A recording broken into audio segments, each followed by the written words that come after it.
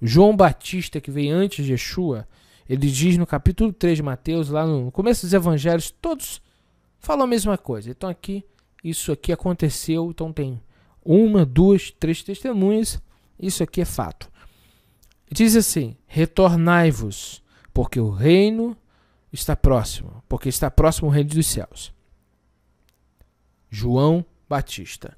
Quando Yeshua começa o seu ministério, está no capítulo 3 de Mateus.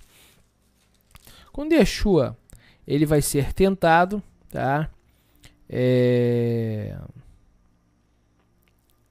No capítulo 4, tá? Ele passa por uma tentação. Depois o texto aqui vai passar e vai dizer que ele vai para as regiões ele sai deixando Nazaré, ele vai para Cafarnaum. E aí ele começa a pregar, tá? No capítulo 4, no verso 17. Então anota aí. Ali no capítulo 3, João Batista falando: arrependei-vos. Yeshua, depois da prisão de João Batista, no capítulo 4, no verso 17. Daí por diante passou Yeshua a pregar e a dizer: arrependei-vos, porque está próximo o reino dos céus. Certo? Então nós temos João, nós temos Yeshua. Lá em Atos, quando o Pedro começa lá o seu sermão, no dia de Pentecostes, no dia de Shavuot, e ele tem 3.000 pessoas ali que se convertem. Olha o que ele diz, tá ok? Depois de ouvir a mensagem do Kefa. Ouvindo essas coisas, compungiu-se-lhes o coração. Compungiu-se-lhes o coração. E perguntaram Pedro e aos demais apóstolos: o que faremos? Respondeu Pedro: arrependei-vos e cada um de vós seja batizado em nome de Yeshua HaMashiach para a remissão dos vossos pecados e recebereis o dom de Deus. Tá? Pedro aqui, então fala o que eles têm que fazer. Quando você vê Paulo lá em Atenas pregando aos gentios, tá?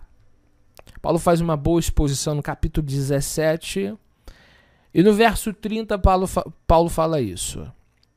Ora, não levou Deus em conta os tempos da ignorância, agora porém notifica aos homens que em toda parte se arrependam. Então vocês observaram aqui o ponto central do início da mensagem desses mensageiros é arrependei-vos. Primeiro ponto. Então, o arrependimento, se você analisar, o arrependimento, primeiramente, é um convite. Tá? Um convite.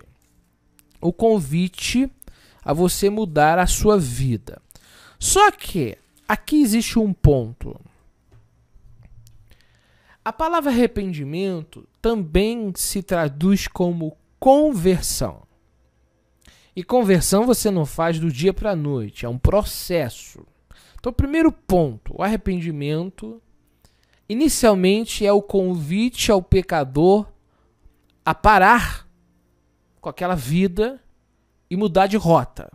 Existe um ponto a se falar que é ser discípulo. Inicialmente, se você observar, as pessoas elas podem ouvir a mensagem, ir até o Rio Jordão, ouvir João Batista, descer as águas e parar. E não prosseguir. E aqui é o ponto. Alguns ouvem, vão até o batismo, descem as águas e param. Só que aqui entra a questão do discipulado. Mateus 28 diz assim: ide, portanto, fazer discípulo de todas as nações. Discípulo é aluno. E o que um aluno... Qual é a função do aluno? Ouvir, aprender para poder viver, para poder praticar, para poder se exercitar nesta matéria na qual ele está aprendendo. Então, é bem interessante que esse processo de conversão, primeiro existe o passo 1, é o aceitar o convite que Deus está lidando. Algumas pessoas nem sequer aceitam convite para iniciar. Algumas pessoas podem ouvir eu falar de arrependimento aqui, entrar neste ouvido, sair no outro, enfim, e não quererem se aprofundar nessa matéria. Já alguns vão ouvir, vão parar, vão aderir e vão se aprofundar. Segunda fase, segunda etapa, é você desenvolver, é você entrar nesse discipulado de aprender e praticar. Não adianta você ficar em todos os grupos de WhatsApp, grupos religiosos, canais do YouTube, ouvir e não fazer.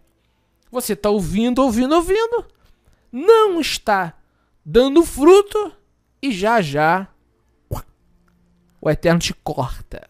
Porque a partir do momento que você ouve e não pratica, você despreza o convite a esta conversão. Eu já vi, por experiência, pessoas que Deus cortou. Cortou é o que? Remover. Voltar a estaca zero. Voltaram da onde vieram. Escute aqui. Se Deus está te dando esta oportunidade, agarre ela. Porque alguns estão lá ainda. Na depravação, no adultério, na fornicação, na mentira. Mas se você está tendo esta oportunidade de aprender a palavra do Eterno, pratique-a. Porque se você for apenas um ouvinte, você em algum momento você vai ser tirado. Porque Yeshua disse lá no livro de João, todas as pessoas que estão nele, né, e não dão fruto, João 15, é cortado, né, todas as pessoas. Aqui já traduzindo, é claro, parafraseando. Todo ramo estando em mim não der fruto, ele corta. Imagine um ramo que não dá fruto, não serve para nada. E aqui a pergunta: você está dando fruto ou você é apenas um ramo?